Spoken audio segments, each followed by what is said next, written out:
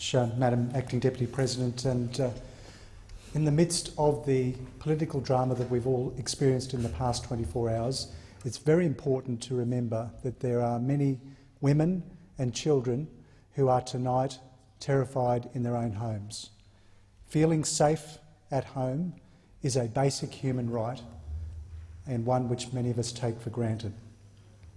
Madam Acting Deputy President, tonight I rise to draw attention to the national crisis in this country of domestic violence.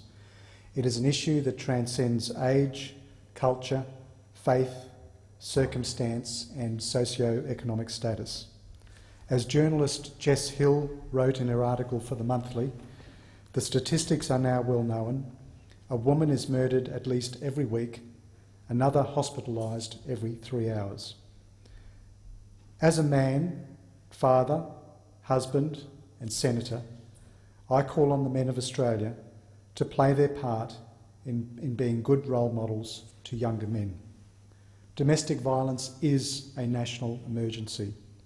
62 women have died in Australia this year at the hands of a partner or ex-partner. And Madam Acting Deputy President, as a father of 3 daughters, I was mortified by the news last week from my home state of Queensland. The shocking events there have once again highlighted the need for urgent action to tackle the scourge of family violence in Australia. 3 horrific events in 1 week. Tara Brown, a Gold Coast woman, died in hospital last week after her estranged partner allegedly rammed her car off the road and then proceeded to brutally bash her as she lay trapped in the wreckage. The following day, Karina Locke was allegedly shot dead on the Gold Coast by her former husband. And a few hours earlier, another Brisbane woman, Zara Abdi, was allegedly attacked with a machete by an ex-partner. In the last week, we have seen the death of 2 women and a 6-year-old. The statistics are clear. The ABS found that in 2012, 87% of domestic violence victims are women. But, Madam Acting Deputy President, I do not believe that we should demonise all men. Men are part of the solution. In 2013, the World Health Organization found that violence against women is a violation of human rights that affects more than 1/3 of all women and a global public health problem of epidemic proportions.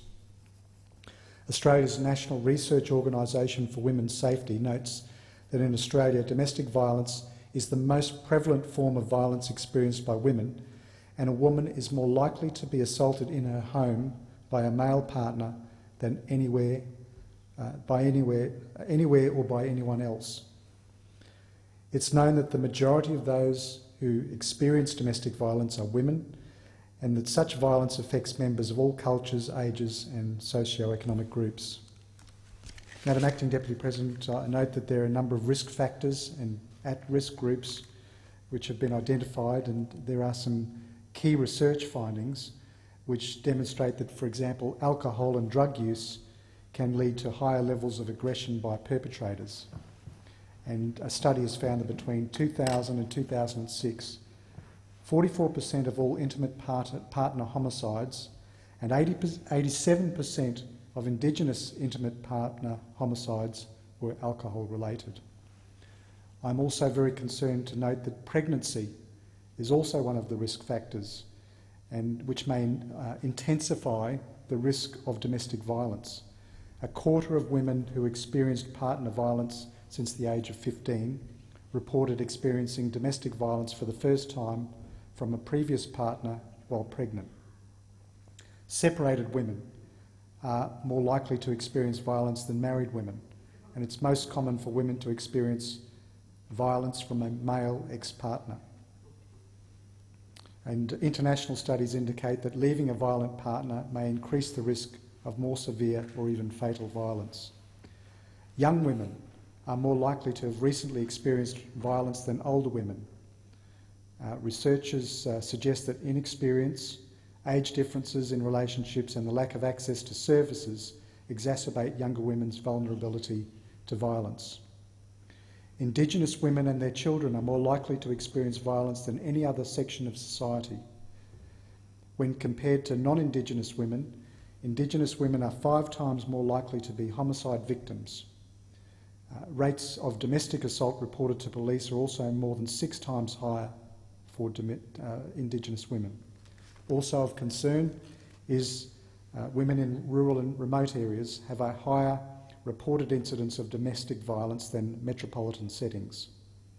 And of course concern there is that those who've experienced domestic violence may lack access to services, transport and telecommunications and suffer from a lack of anonymity. Now, most of us would prefer that this vexed issue is addressed on a bipartisan basis.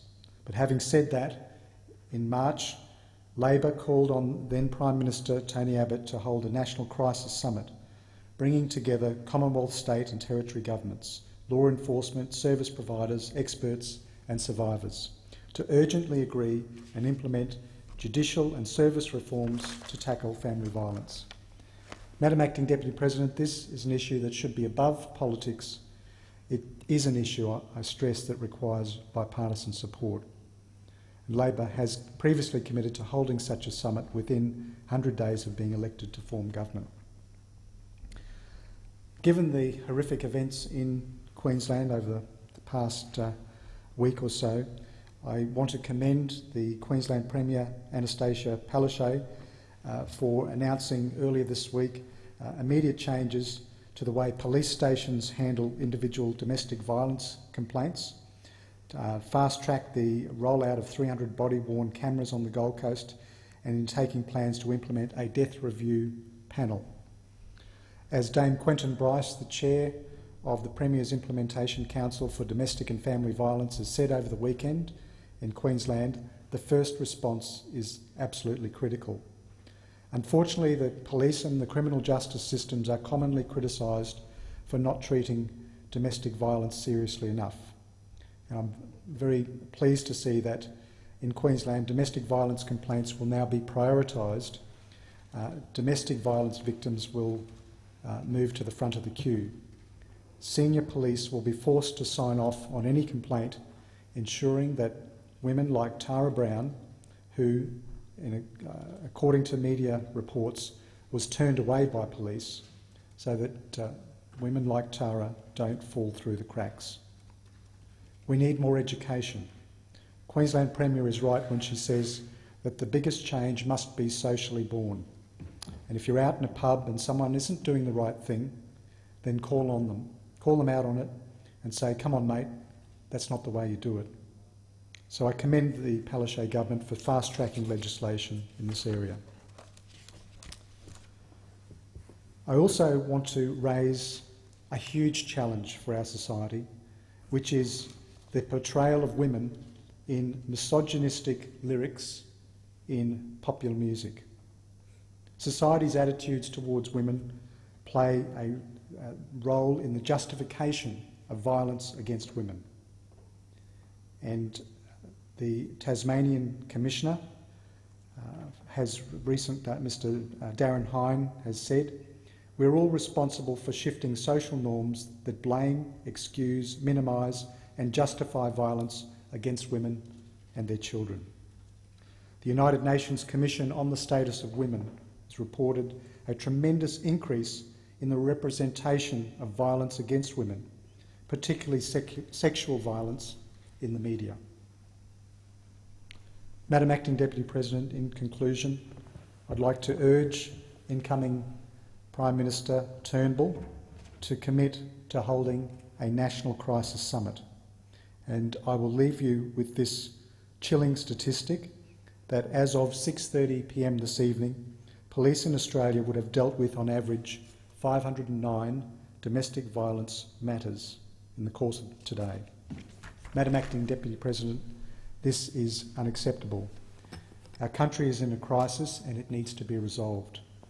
If anyone is listening, if they are experiencing domestic and family violence, they should ring the Domestic Violence Hotline on 1800 811 811, and if you know someone who's in danger or you are in danger, ring 000. Thank you, Senator.